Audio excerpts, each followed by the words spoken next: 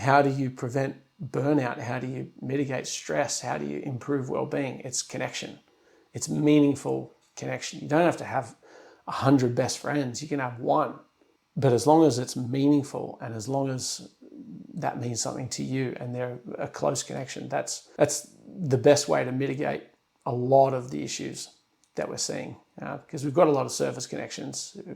But yeah, that meaningful connection, that's where it is.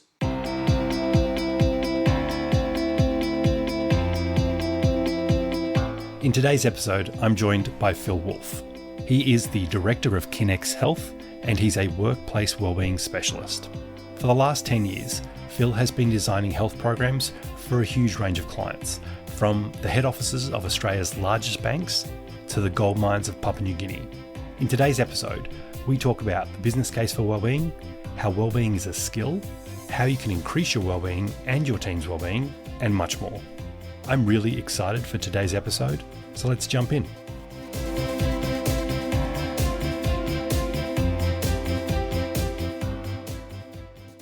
All right, Phil, welcome and thank you so much again for coming on the Balance Leader podcast. My pleasure, Rob. Thanks for having me. Tell us a little bit about your background, mate, and how you became a workplace wellbeing specialist. Workplace wellbeing specialist. I see it around all the time now. I thought that I coined it. I mustn't have, because there's a million of them and not all of them have seen me. But it's a fairly broad term, not to me because I know what it means to me, but essentially what it is someone who goes into workplaces and helps them to be well. That's it in a nutshell. We all do that in different ways, but that's pretty much what it boils down to. Now, I fell into it. I'm an exercise physiologist by trade, I guess. I started out in clinical work years and years ago. I've always been super interested in health and well-being in particular, because they are two separate things. Whilst they do inform each other, they're both additive, they're not the same thing. And I suppose we'll talk about that in a little bit as well. But growing up in my house, my father was a PE teacher. He was a professional athlete, so it was always really encouraged. Activity, movement, health, eating well, sleeping well. It was always very highly encouraged. And I've just grown up in that environment where I know how beneficial it is and how in control of my health and well-being I am. And I've always been quite aware of that. So I was always going to go into something to do with health. And I found exercise physiology and loved it, loved the course, loved the people that I was with. Got out and started doing clinical work, which I didn't love as much. It was a little bit of not a shock, but it was disheartening is a little too strong, but let's go along with that. Whatever's under disheartening, I'm sure someone will comment in and let us know. But it wasn't what I really loved. And I sort of started to stray away from it a little bit and try out a few different things. And I started doing health checks, which is what corporate health, as it was then known, was back then. It was basically just all health checks. If you weren't doing health checks, you were doing injury rehab or return to work programs, and that was corporate health. But I started doing that and I quite enjoyed it. And then I found a company, a boutique company that was doing something that I'd never seen before. And essentially they were taking health specialists, mostly EPs and physios, and implanting them in companies between 1 and 5 days a week, where they would consult individually with the staff of that company and then also report to the higher ups and feed that information anonymously back to them. So they're working with the staff one-on-one to upskill their health and well-being, and also working with management to improve those circumstances. Now, I fell in love with it immediately, because in clinical work, people come to you and they're, for lack of a better term, broken. They have an injury, they have a chronic illness, they have something that they've deemed it necessary to come to you for. That's intervention. And what I found in workplace wellbeing, or corporate health as it was, is this captive audience where you get people at all different stages. You get, the ones that are already sick, the ones that are already injured, but you also get the ones just before they get there and the ones the step or 2 or 3 or 4 before that. And you get the ones that are super motivated and excited and really want to test their limits and optimize for performance. So you get this subset of society that's really indicative of the wider population. So it was so exciting to be able to access these people, not just when they're hurt or sick, but before that actually happens. So it was love at first sight for me, and something that I wanted to really dedicate myself to, because I saw this enormous potential for good. And if we can put our resources into preventing these things, I mean, our resources go so much further. We all know that. Prevention is far better than cure. So I wanted to get out of the cure space and move wholeheartedly into the prevention. And this is, in my opinion, the absolute best way to do that. There's nothing that I could ever think of that's more effective or cost effective than workplace wellbeing in terms of prevention. So that's what I've dedicated my life to. That's what my company does. And it's fun. It's what I get to do every day. You raised a really good point there about prevention and trying to get in before, the bad things happen. Has that always been the way? I mean, you've got a really long background in this space. Have you seen that happen since you started, or are we getting better at prevention? Oh, what a question. Are we getting better at prevention? I think in a lot of ways, yes. And in a lot of other ways, no. So people are more acutely aware of their health and well-being than they've ever been. The wellness industry is a $1 trillion industry, multiples of trillions of dollars, which I think is obscene. I think it's completely ridiculous that we have all of these wellness options, so very few of which make an actual difference. I mean, there's the detox teas and there's supplements for everything, and there's 18 different kinds of Bowflex, and it's all crap. But people are very acutely aware of their health and well-being, and they pour money into it and they pour time and attention. But they're still a little bit ignorant of the basics and the power of the basics. So we're all buying Reiki mushrooms and we're buying these wellness teas that are going to have very little to, I would argue, no effect whatsoever. But we're still not eating right. We're still not managing our stress levels. We're still not exercising regularly. We're not prioritizing our sleep. That's the 90%, the 95% of health. But we'll gladly spend hundreds of dollars on supplements and the stuff that doesn't work if someone promises us that we don't have to put in the work. We can just buy their thing and we'll be good, and then we don't have to put in the work. So in terms of prevention, yes, a lot of us are a lot more aware of it, but I think we're putting our time and attention and resources into the wrong things. And that's individuals as well as organizations, as well as governments. But yeah, I think we're more aware of it. We're just not quite doing it effectively at the moment. So what does wellbeing mean to you then? And why do you think it's important for leaders? Yeah, it's a very subjective term, wellbeing. It's different for all of us. And I think that's highlighted by the fact that you cannot find an agreed upon definition. They're all going to be quite similar, but nothing's going to be exactly the same. And I think that's not a bad thing. I mean, we do need some consensus on what it means to all of us in the broad strokes, but I think it's really important that we do have that distinction and we do make it ours, because it is so subjective and it's so personal for us. But for me, it comes down to balance. So it's being physically, emotionally, socially, mentally, spiritually, financially well and in balance. And more than that, it's maintaining a very high level of control over the inputs that affect those different elements. So it's the autonomy, it's the agency to be able to control those things and to feel like we have control over those things. As soon as we lose that feeling, we lose a great deal of the actual well-being itself. So knowing knowing that these things should be in balance and working towards it, and knowing that we have control over those elements, I think is incredibly important. And for me, it's everything. Having that agency, knowing that it is within my power to a very, very large degree. My well-being is within my hands. Obviously, it's made more or less difficult by external factors and by the people around me, by the circumstances. But for the most part, it's down to me. And for leaders, I think it's absolutely critical. Their well-being is so incredibly important. And leaders, I think, get overlooked so much in this conversation, in this workplace well-being conversation. It's all about how can leaders facilitate well-being? And don't get me wrong, that is a huge part of it.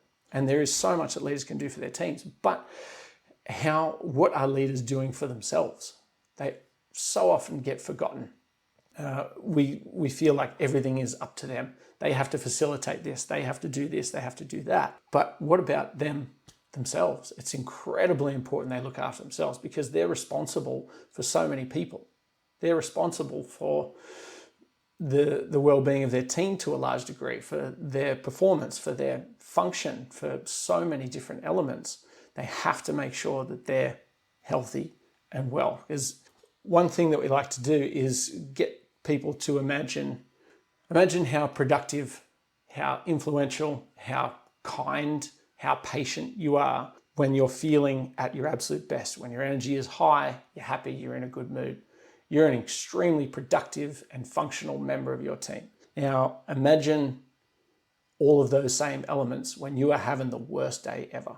You've had a shit sleep, you got cut off in traffic, you spilled your coffee on your pants, the boss just told you that your report was no good. Yeah. You are not going to be a functioning, productive member of the team that day. Yeah. So looking after your well-being and ensuring that you can function at a high level consistently, not always, no one can always, but consistently more, it's critical. And making sure you're taking the time to look after your own well-being, it means that you can look after everyone else. It's all that your own oxygen mask on first and all that sort of stuff, which if I have to read on LinkedIn again, I mean, we all understand that. We know the analogy has been beaten to death. Let's just assume that we all know that one and move on. Yeah, I may have used that one recently on a podcast, so I am guilty of it as well. And I did say I've been saying this for years, so. So am I.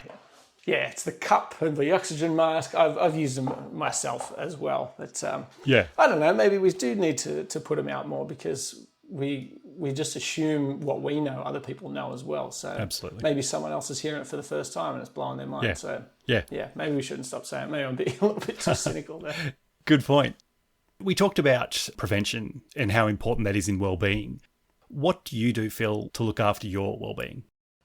My well-being, I've cultivated this over many trial and error attempts, and I am still practicing and experimenting with so many different inputs. But two things that have never ever changed and never ever will change are my exercise routine. Whilst the exercise itself changes constantly, because I get bored really easily and I want it to be fun, the fact that I do exercise will never ever change. Whatever my capacity is, however that looks, I'll always exercise. Now, it doesn't have to be every day, but that is very regularly every week. And prioritizing my sleep. I prioritize it over everything. I'll easily stop work so that I have time to wind down and get 8 hours of sleep, and then get up early and go again the next day, rather than working late into the night. I used to watch a lot of Suits, and it seems to be par for the course that lawyers would just be up to, it's just routine. They're up till 2 or 3 a.m. Like, that is the worst thing I could possibly imagine. Get a good night's sleep and get up early. It's insane. But yeah, two things that I always do. I exercise regularly and I prioritize my sleep. That will never ever change. Now, there's a bunch of other stuff as well. I mean, I watch what I eat. I'm not super strict about it, but I definitely do. I eat better than I eat well more often than I eat bad. I eat badly, sorry. I make sure I get enough sunlight. I'm well hydrated throughout the day. If I'm feeling overly stressed, I'll make sure I take myself out for a walk. And I prioritize my rest and recovery, they're two different things, rest and recovery. I make sure I get plenty of rest, and I make sure I'm recovering both passively and actively to make sure that I'm ready to go, because it's a relatively stressful environment. And I run two businesses. It can be pretty stressful. So as long as I'm resting and recovering adequately, I know I can do that effectively. If I'm not, then everything just piles up on top of me and it becomes too much. But yeah, it boils down for me, exercise and sleep are by far the two most important inputs. What does the difference between passive and active recovery look like for you? You mentioned that there, that you try and do both. How do you distinguish between the two, and what are the actual things you do in both buckets, if you like? Yeah, it's a good question. So rest and recovery together for me would be something like sitting on the couch with my partner watching Netflix, which we do quite a lot of each day. It's our time together. It's our time to recharge, to zone out, and we'll probably watch 2 or 3 hours of content a night, constantly chatting to each other throughout, poking fun at things, and just generally enjoying ourselves. That is passive rest and recovery. Active recovery would be me going for a walk in the afternoons, meditating, going for a swim, doing stretching or my rehab exercises, something that I know is going to give me either more energy, more focus, or some sort of improvement that actually requires an input from me.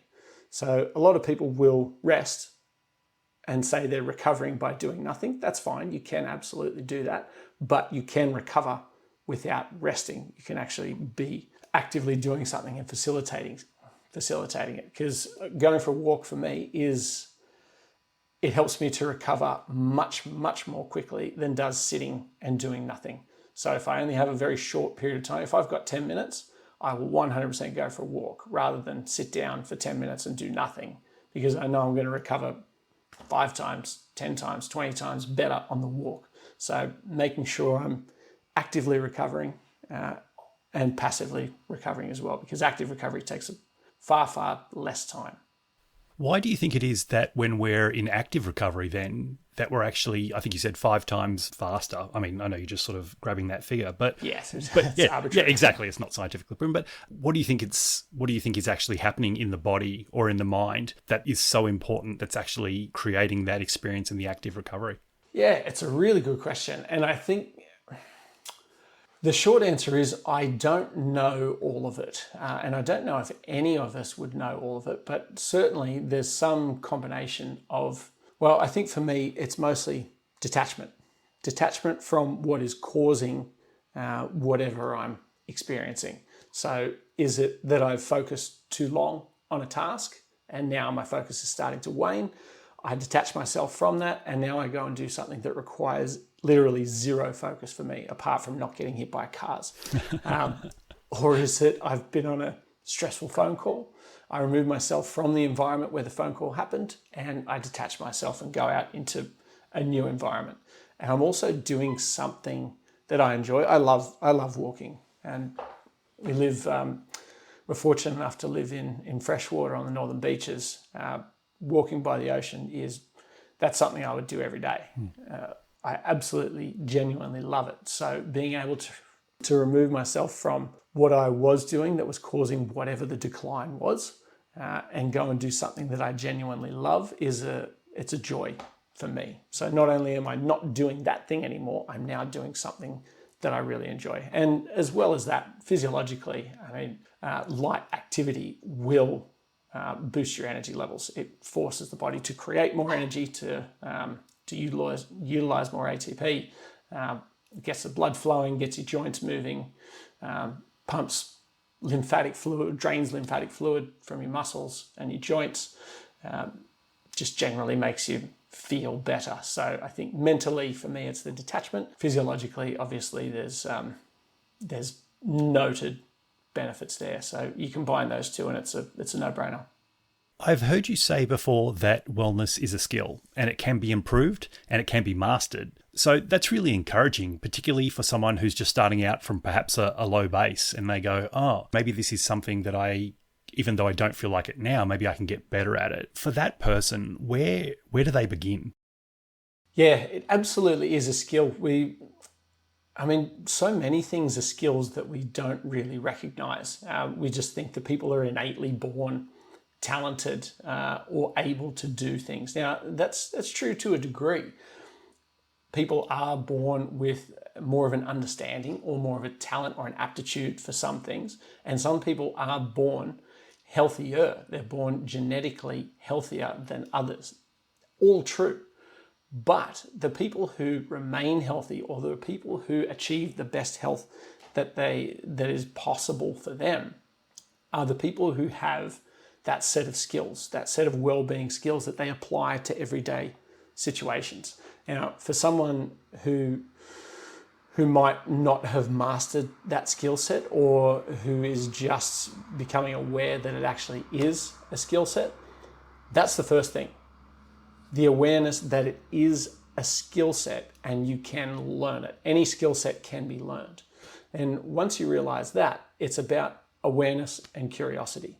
So what I mean by that is taking note and checking in with yourself about, okay, what makes you stressed? What makes you sad? What makes you happy? What gives you energy? What takes your energy away? What causes your muscles to feel tight and stiff? What makes them feel good? All of those inputs, all of those things that are happening to you throughout the day, they're not just happening, they're happening for a reason. There is always a cause to whatever is going on in our brains and in our bodies and in our minds as well. So bringing our awareness and that curiosity to those things and recognizing what's causing this, that's absolutely the first step. Because once we recognize that, it's not like we have to, for most of this, go off and learn about it. We've got all the information that we need. If I know that going for a walk in the morning boosts my energy, then it's a pretty simple A to B for that. We don't need to learn anything else. We just recognize A, and then we do the input and we get to B. So checking in with ourselves and asking, how did we sleep? What changed last night to the night before? Why did I feel so good this morning and I didn't yesterday? Why is my knee sore today and it wasn't yesterday? Then from there, what can I actually do to replicate that? Or what can I do to mitigate that? So bring your awareness and your curiosity to what is actually happening in your body and in your mind is absolutely the first step. Then all you need to do is do more of the things that work and less of the things that don't. And if you do that consistently over a long period of time, then you can achieve essentially anything.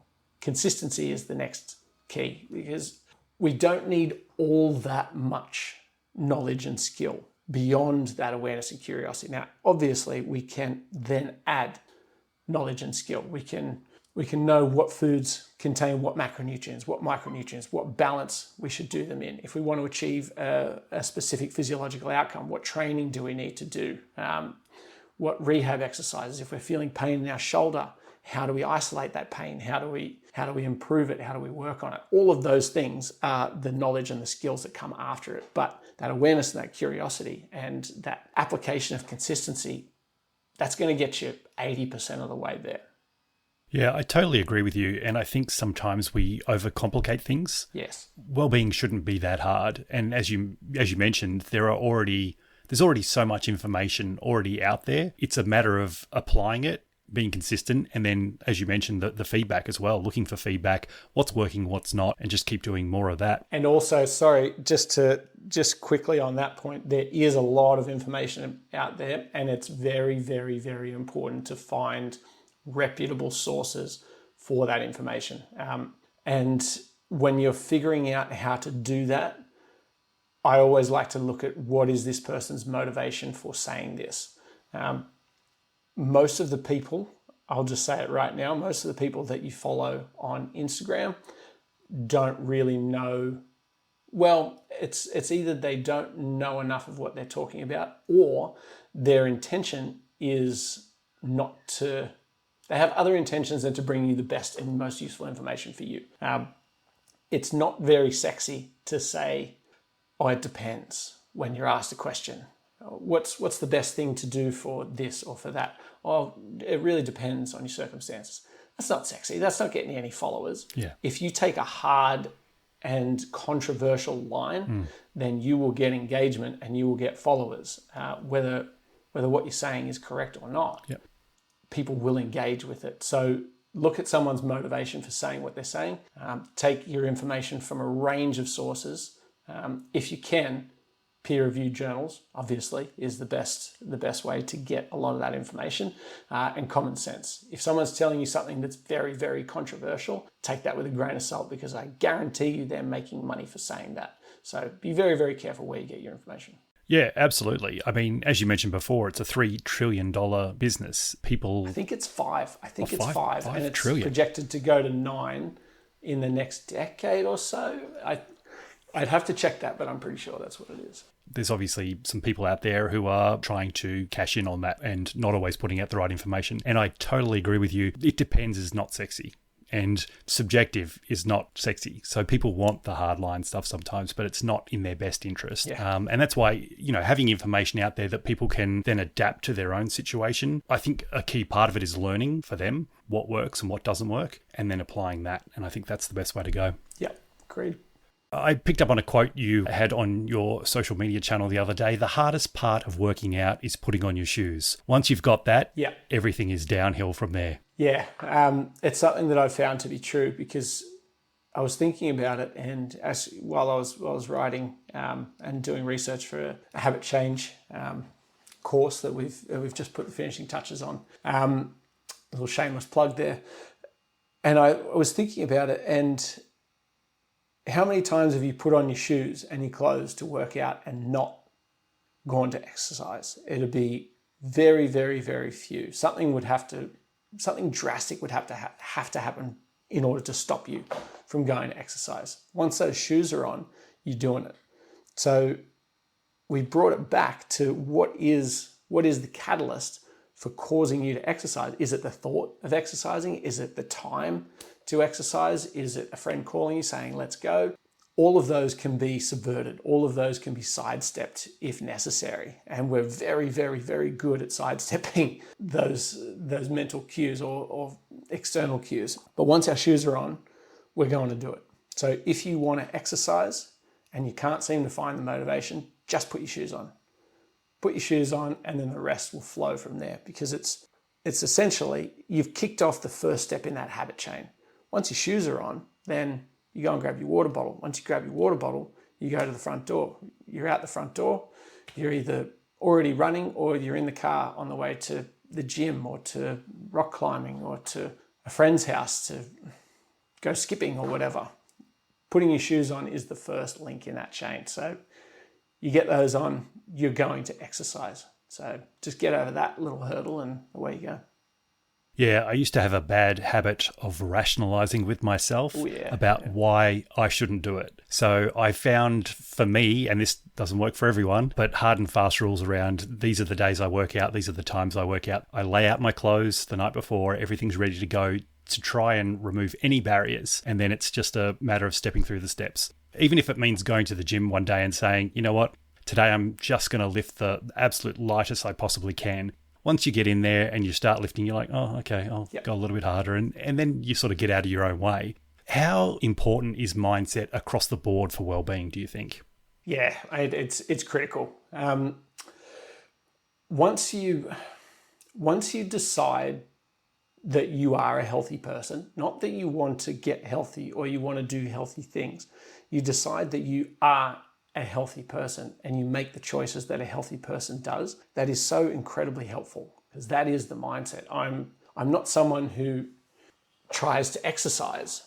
I see myself as an athlete, and I make the choices that an athlete does. Now, obviously, I'm not an athlete, but in my mind, I am. And athletes exercise. Athletes do not skip workouts except under very exceptional circumstances. So recognizing yourself as a healthy person is the first step, and it just makes everything so much simpler, so much easier. Because our identity will inform our choices, and our choices will reinforce our identity or weaken our identity. So once we choose to be a certain type of person, and then we make the choices that that type of person does, it's a self-fulfilling cycle, which is excellent. But having that mindset, it all stems from mindset, because your motivation is going to ebb and flow. We know that. If it didn't ebb and flow, we wouldn't have a word for it. But it does. So having that mindset and deciding that you are someone who does this is incredibly important. And for myself, what I like to do, I mean, this is a little bit strange. I'm sure not everyone does this, but I actually found out that not everyone has an internal monologue. Not everyone speaks to themselves in their head, which is just wild to me. Like, me too, 100%. Like, there's always something going on in there. Absolutely. Like, I literally have conversations with myself in my head. Maybe someone can inform me if that's healthy or not. But it's natural. Let's just say it's natural. Okay, good. That makes me feel better. So I literally imagine that there is someone else in my head. There's me and there's my rationalizations. And I have this conversation with myself all the time. I'll say, a bit sore from the gym yesterday. Maybe it's best if I just skip today. I'll just go for a light walk and I'll go tomorrow. And then me in the back of my head is sitting there and just nodding along. Yep. Okay, cool. That's great. Oh yeah, no, that makes sense. That makes total sense. Now get in the fucking car and get to the gym. Yeah. You don't, sometimes you just don't allow that to come through, or you listen and pay attention. You go, okay, great, do it anyway. Doesn't always work, and sometimes it's totally legitimate that yes, I'm going to go for a walk today because I'm not going to benefit from doing what I plan to do. I think that's a distinction. If I'm not going to benefit, if it's going to harm me in some way, doing what I plan to do, then I'll do something else. Absolutely, and it's being aware of the distinction between those two. But my mindset is I don't listen to my rationalizations. I just do it. It doesn't work 100% of the time. Nothing works 100% of the time. But I'm working on it. I'm getting better. Yeah, me too. And it is a work in progress. So maybe we could start a club or something. I don't know. Phil, you work with the club would involve everyone on the planet except for David Goggins, probably. Yeah, that's exactly right. Yeah, he's a machine. What is the business case for wellbeing in the workplace? You work with a lot of organizations, so you've probably crossed this with a lot of different organizations. But what do you think the business case is? Yeah, we have. And it goes back to, so first and foremost, if we take the numbers out of it, it goes back to imagine how productive and how functional and all the rest of it you are on your best day as compared to your worst. Now, how much work did you get done on your best day? How much did you get done on your worst day? If you can compare those two and then extrapolate that across 365 days of the year, I think you've got your business case right there. But obviously that's not going to pass the bottom line test. So we actually have to show a return. But a return is absolutely possible. Now, some of these things we can plan out ahead of time. Some of these things we can easily measure. And some of them, particularly the ones with the largest impact, we actually can't measure all that effectively. So we'll stick to the ones that we can. Now, let's say you pick your metrics that you want to improve. Let's say absenteeism and turnover. They're two of the very, very big ones. Insurance premiums is another one. That's huge. And that definitely comes into it. And that in itself can pay for a wellbeing program many times over. But for argument's sake, let's just take the two biggest ones, the two most common, and it's absenteeism and turnover. Now, average rate of pay for Australians, I think it's about 85,000 or something a year, which means that the direct cost of absenteeism, not presenteeism, not what work didn't get done, but literally how much was that person paid to not be at work. It's about $345, $350 a day. Now, you multiply that across the organization. In a lot of industries, absenteeism rate has gone up to 12.3 days per person per annum. We know that people who are unwell, have 2 or more chronic conditions, are taking many times, up to I think 6 times more days off than people with no chronic illnesses. But it averages out to about 12 and a half days per person. So you times that by 345 days per year. If you're in a 100 person company, it's costing you about 425 grand per year that you are paying to people not to be at work. Turnover rate, I think on average is about 10%. And the lowest end of the estimate by the Australian Human Resources Institute, 50 to 150% of 75 to 150% of someone's wage. So let's call it the lowest end. What's that? That's 67,000. We times that by 10. That's 675,000. So automatically in a 100 person company, just based on absenteeism and turnover, if we're on the average, it's about $1.1 million. Now, if we want our wellbeing program to reduce those things by 20%, which is fairly modest, then that comes down. Hang on, I actually did these figures. Give me 1 second. I like that you've got it already calculated out. Yeah. Oh, yeah. I've done this a million times. This is in another course that we did. Okay. So if we want to reduce absenteeism, that 424,350 per annum, by the way, we want to reduce that by 20%. That's 84,870. We want to reduce turnover by 20%. That's $135,000. So that's 220 grand. If we can reduce it by 20%, just those 2 things, we stand to save $220,000. Now, let's say we want an ROI of 3. So every dollar spent, we want to return 3. We divide 220 by 3, and it gives us $73,000. So that gives us our budget. Now, that is the lowest end possible, only dealing with 2 metrics, which there are dozens, but dealing with just those 2 metrics. If we want to return $3 for every dollar spent, we have $73,000 to play with in a 100 person company. Now, that's a very, very conservative budget, but that's going to give you an extremely comprehensive, market leading wellbeing program. 73 grand, $730 per person per year. That's 2 days of absenteeism, basically. Or it's reducing turnover by 1 person. It's already paid for itself.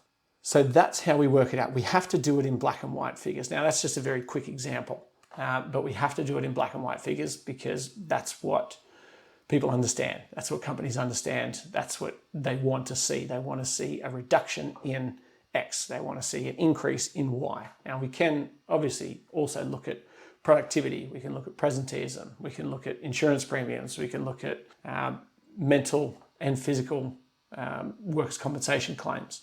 Heaps and heaps of stuff. But just based on 2 metrics with very modest decreases and a very high rate of return, we've already got more than enough budget to provide everyone with an extremely comprehensive wellbeing program. But we tend not to because those are bleed costs. Absenteeism, turnover, presenteeism, they're all bleed costs, and bleed costs don't show up on anyone's balance sheet.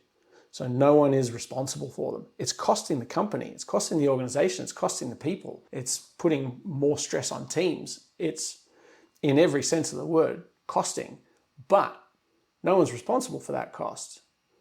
Once you assign a wellbeing budget, someone is responsible. Someone is accountable. There's a black and white figure that now someone has to delegate, has to spend, has to show an ROI. And that's what's scary. Because that money has to come from somewhere, not realizing that it's like a waterfall and you just need to stick your hands out and draw some of the money that you're letting slip down the drain in, but you have to find it somewhere. So that's what puts a lot of companies off. That's what puts a lot of people off, because you have to be responsible for it and the money has to come from somewhere. Changing it from a bleed cost to a black and white cost is scary. but it makes a whole bunch of sense. So getting people to understand that and then creating that business case in black and white figures and showing the estimated ROI, yeah, that's what we need to do. That's the boring part, but it needs to be done. Then the rest is the fun part. It's hard to argue with those figures, though. As you say, they are black and white, and they seem to be a pretty strong business case. When organizations are doing wellbeing well, so someone that already has, or an organization that already has a wellbeing program in place, what does that look like? And I realize that it's probably subjective, but generally speaking, what does that look like?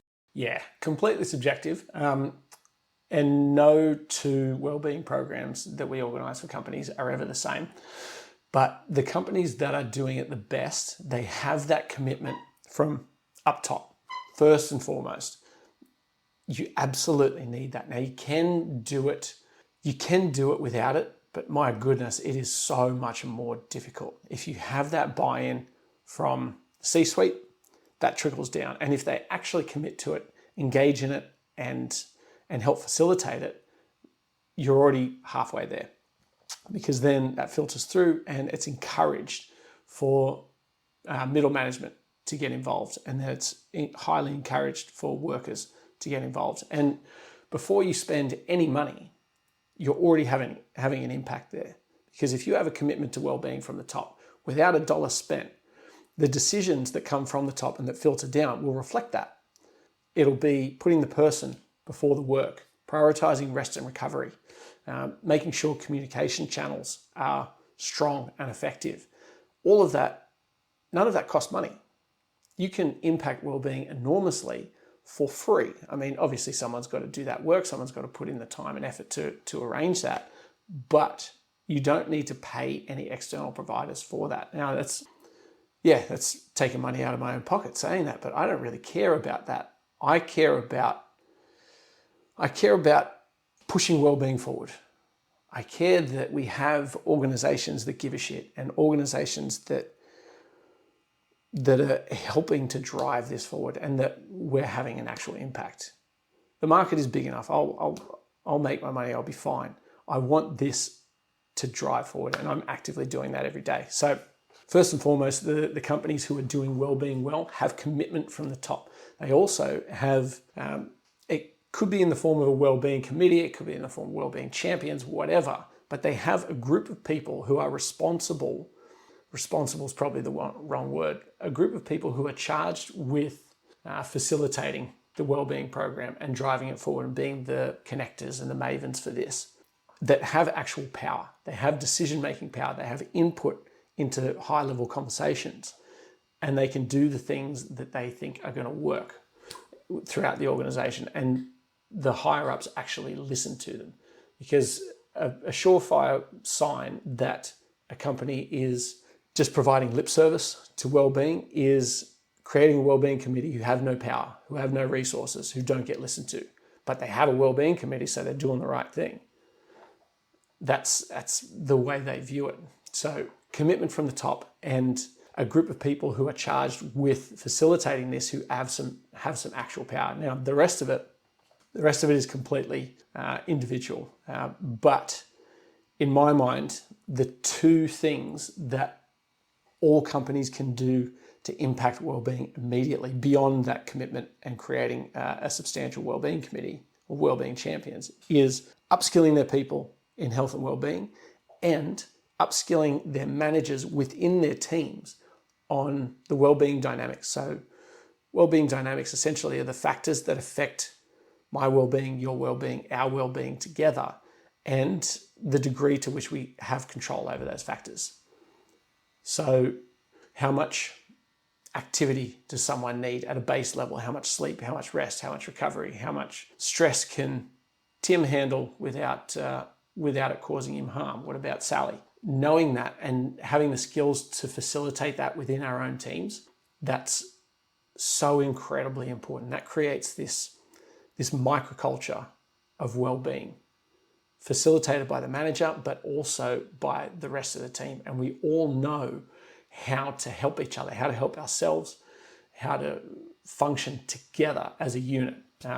Incredibly important. Not that hard to do to teach those skills, which is what we'll be doing from early next year. I mean, we're already doing it, but we're going to formalize that into workshops, because it's really, really simple to do and incredibly impactful. And yeah, workplace wellbeing specialists. I mean, that's what we provide. If there was something better that would work better, that's what we would do.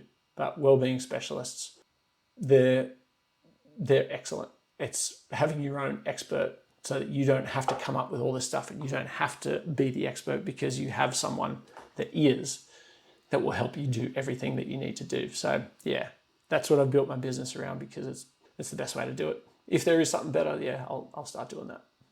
At a microculture level then, is it just a matter of the leader monitoring each of their staff and figuring out which interventions work the best, and then test and adjust, trying different things with different people at different stages wherever they're at, depending on whether they're starting from that low base we talked about or from a higher base, and then just constantly monitoring? Is that the way they should do that?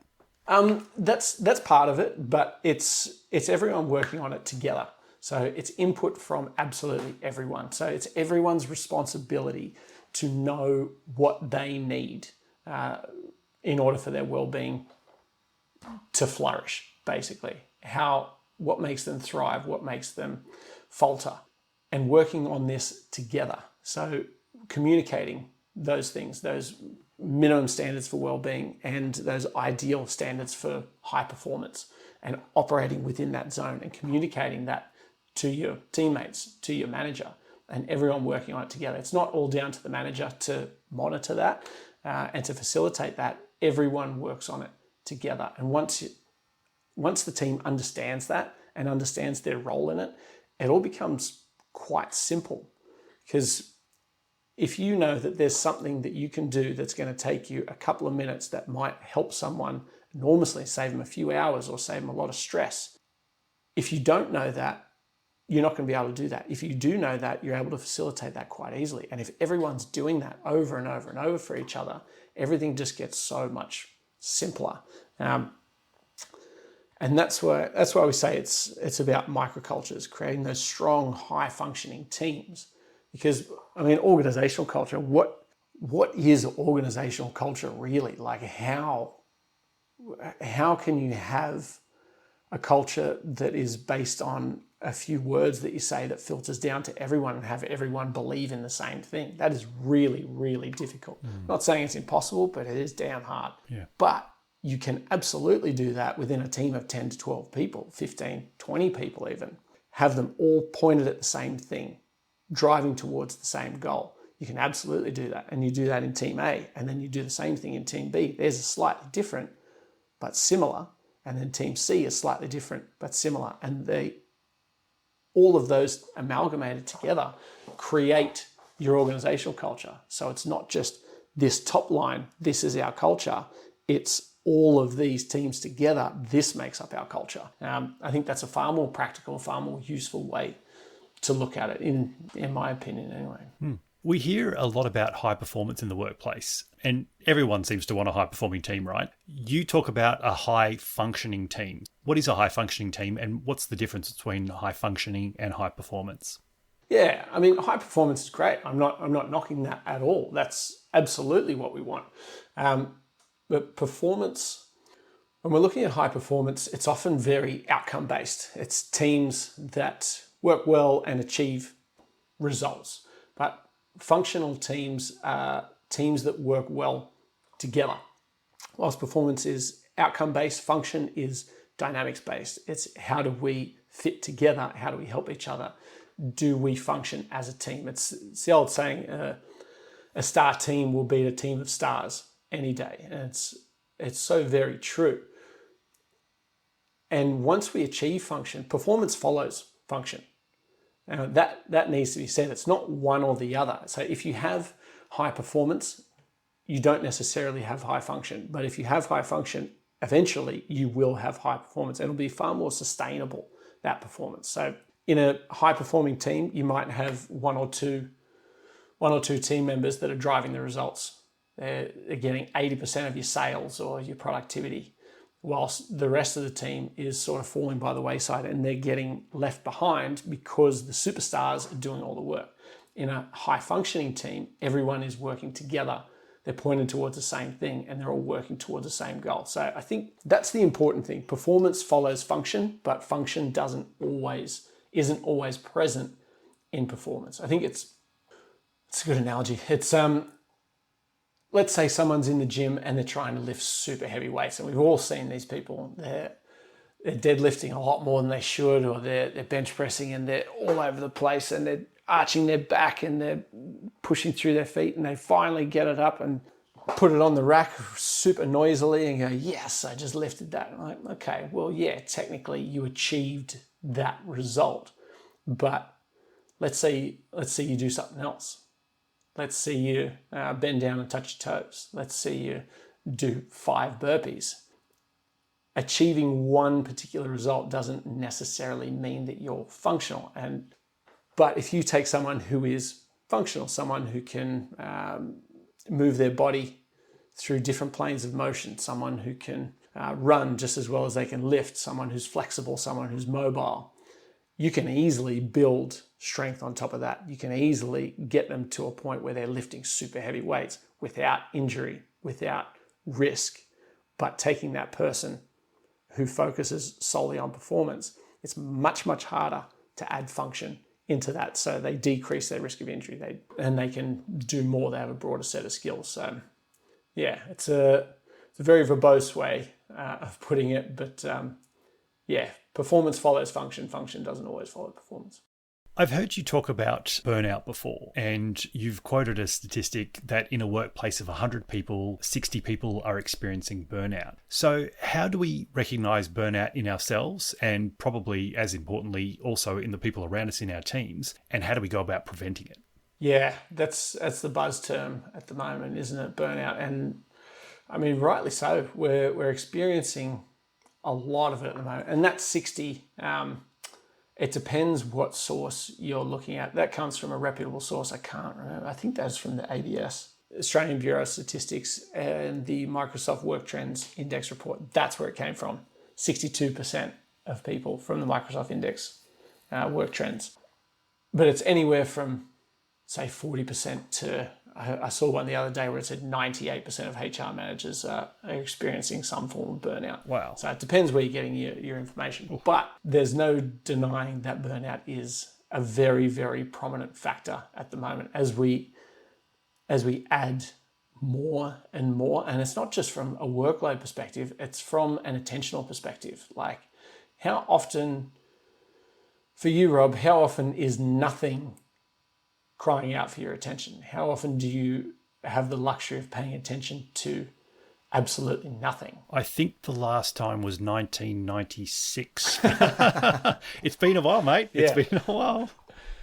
Exactly. Whether it be your kids or the dog or your partner or your boss or your phone or the TV or neighbors or whatever the case may be, something is always vying for our attention, and that requires energy. And that energy, whether we realize it or not, is constantly leaking out of us. Where 20, 30 years ago, it wasn't. We weren't always contactable. We didn't have trillion-dollar companies designing applications to addict us and constantly draw out our attention and energy, which is absolutely what's happening. Yeah.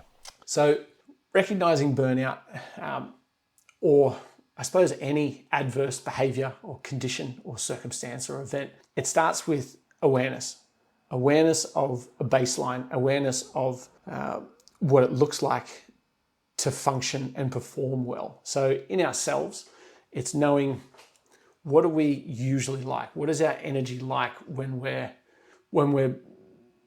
of our inputs are balanced? When we're exercising, when we're sleeping well, when we're eating well, when our workload is balanced, we're balancing our resources with the requirements that we have to deal with them.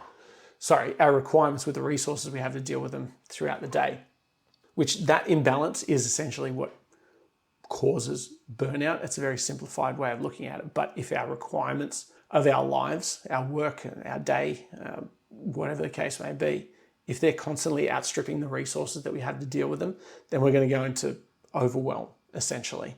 If our resources are far greater than our requirements, then we get super bored. It's up to us to balance those two things. Requirements outstrip resources for a little bit. That's where we grow and we learn. And then resources outstrip requirements. That's where we recover and rest.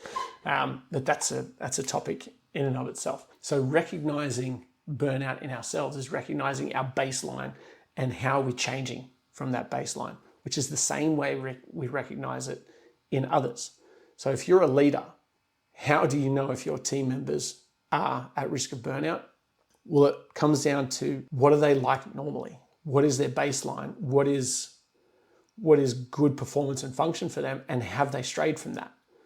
So we know that burnout is essentially, it's fatigue, it's depersonalization, and it's distancing ourselves from our work, and cynicism involved with our work. There's many different elements that go into it. But knowing how far someone has strayed from their equilibrium, that's how we recognize it first and foremost. So if you're a leader that doesn't know what your people are normally like and the inputs that are affecting them, then you're going to have a very, very difficult time recognizing when they're burning out. Like, are they just having a shitty day? Or has this been going on for 3 or 4 months and they're slowly declining?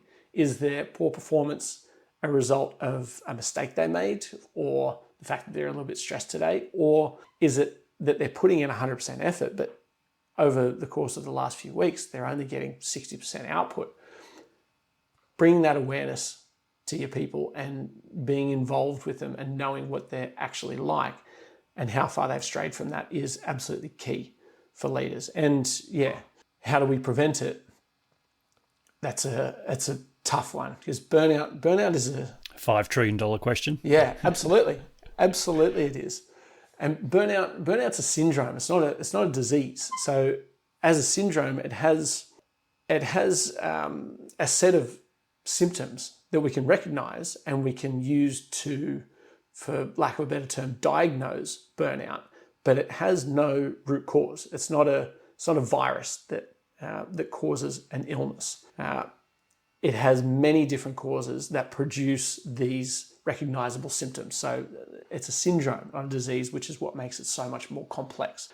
But essentially, and in my experience and through my research, it's about balancing resources and requirements. And that's something that leaders need to be acutely aware of.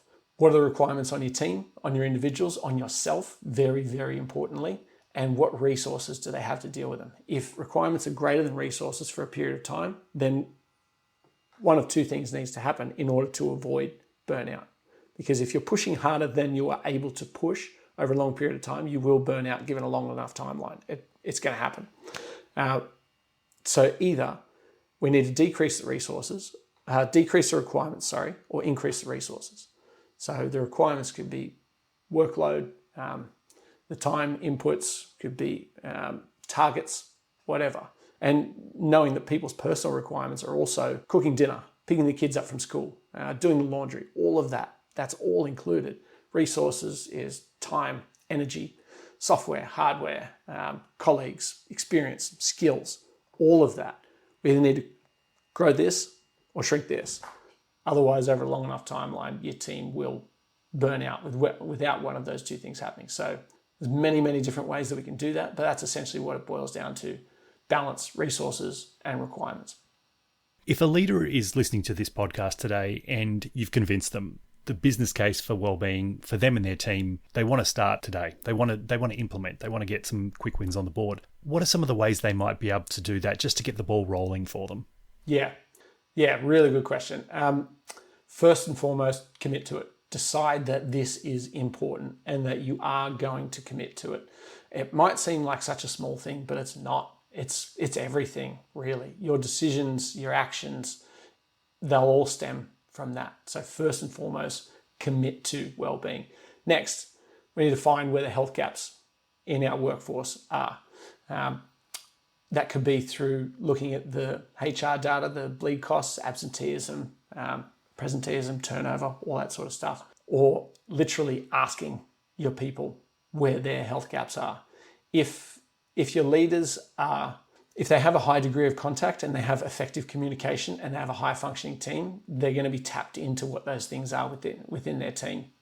We work with a lot of organizations where the leaders will come to us and go, okay, my team are feeling this, they're experiencing this, what can we do here? And that's ideal, because all teams are going to go through these tough times, but knowing that they're going through that and then trying to figure out a solution, that is absolutely ideal. So finding where those health gaps are and ensuring that we can monitor those consistently, that's the first thing. Then get very, very clear on what you want to accomplish. So what are your goals for well-being?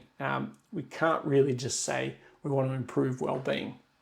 I mean, we can, but that's extremely broad. Once you know where the health gaps are, then you can get very clear on what you want to do. Do you want to increase people's energy? Do you want to ensure they're recovering adequately? Do you want to increase productivity whilst still managing stress levels?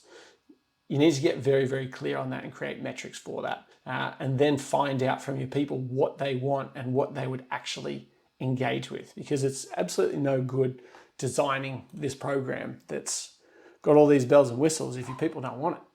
If nobody likes yoga, don't schedule yoga. They'll tell you what they want and they'll tell you what they will and won't engage with. So absolutely ask them. But in terms of your quick wins, the number one thing to do is check in with your people regularly and effectively, not just on what they're doing, but how they're doing, because that will mitigate so many issues right at the source.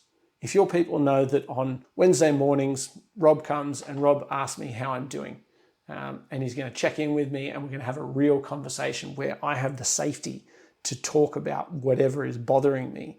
And I know that he's going to listen to that, understand that, and he's going to try his best to action whatever needs to be done in order to help me there. If I know that happens on Wednesday mornings, I'm feeling so much better about the rest of my week. On Friday, I'll go, oh yeah, shit, I'll talk to Rob about that on Wednesday.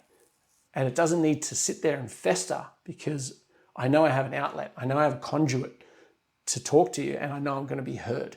That's by far the best way to impact well-being now, today, right this second. Secondly, and that's free. I know it costs time. I shouldn't say it's free. That has no monetary cost beyond the time that it takes, but that time you will get back in bucket loads. Definitely. You'll get a bucket for a teaspoon of your time there. And the other thing is recognition. Like it's very easy to sleep on how much of an impact recognition actually has. And there's an exercise that we like to do, and it's picture someone that you respect. Could be someone you love, could be someone that you have a lot of admiration for, but just someone that means a lot to you. Then picture them saying to you very genuinely, you're doing a great job. You're making a huge difference. I'm so grateful that you're here with us.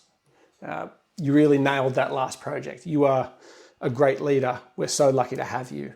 I'm proud of you. Now, tell me that those things are better left unsaid. Tell me that it was better that you just assumed those things or they were implied by that person. Absolutely not. We can't leave these things left unsaid. They mean so very much to people, and we don't say them anywhere near as often. So to summarize, because I do tend to, I get very caught up in this and I get very passionate about this and I could talk about this all day. But to summarize, check in with your team regularly and mean it. Really mean it. Listen to them and action what they're telling you, because what they're telling you will save you a lot of heartache in the future. And provide more recognition and appreciation. Just do it. Don't leave it unsaid. And that goes for everyone in your life. Your kids, your partner, your friends, your parents. Yeah, don't leave those things left unsaid. That's awesome. I love that. Phil, what's one question that I didn't ask you today that maybe you'd hoped that I would have, and how would you have answered? Yeah, I think we've covered quite a lot. Now this isn't a question, I guess, that I had wished you asked me, or that I feel that it's your responsibility to ask me, or that may have even been appropriate for this setting. But a question that we collectively don't ask enough is, how are you really doing? I mean, how many times a day do you say, hey, how you doing? And someone will go, yeah, good, thanks. How are you? Yeah, good. It's some very slight variation on that exchange. It happens all the time. If you ask someone, how you doing? They go, yeah, good, thanks. You go, yeah, how are you doing? You can ask a million different ways. The second that you ask the second time, they'll tell you how they're doing, because they know you've moved beyond that conditioned response. It's habitual. Yeah, good, thanks. We've moved beyond that. So now they actually have to think about it. And they also know that you care. You actually care what their answer is, so they will actually tell you. You can do that in any setting. It's very, very simple, and you'll get an honest answer. Most of the time, you'll get an honest answer. I think that's the question that I wish people asked more. I always appreciate it when it's asked of me. I'll almost always ask people in different ways, but it's so impactful. I think that's the question I wish we asked each other more. I think you're right, and I think I'm guilty of this as well, being on those automatic responses. So I like the follow-up, how are you actually? And I think that you're right. I think that will elicit a response. And I think showing that you're asking a second time really shows that you do actually care about what they're saying, and you're not just going to accept the first thing that comes out of their mouth, because you are opening a space for them to really tell you how they are. Yeah, exactly. And it doesn't have to be really intense, like, oh, how, okay, I know you said you're good, but how are you really? Because that can be quite confronting as well. It could be as simple as, how are you going? Yeah, good. How's your morning been? And then they'll tell you about their morning. They'll tell you about something that happened. They'll tell you about how they were feeling. Like, that's a very, very casual way to ask, but it always elicits a better response, a more meaningful response. And that's what we want. Actually, yeah, going back to, how do you prevent burnout? How do you mitigate stress? How do you improve well-being? It's connection. It's meaningful connection. You don't have to have 100 best friends. You can have one.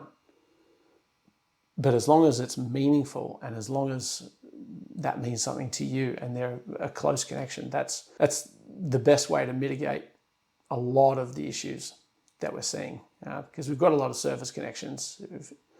Yeah, that meaningful connection, that's where it is.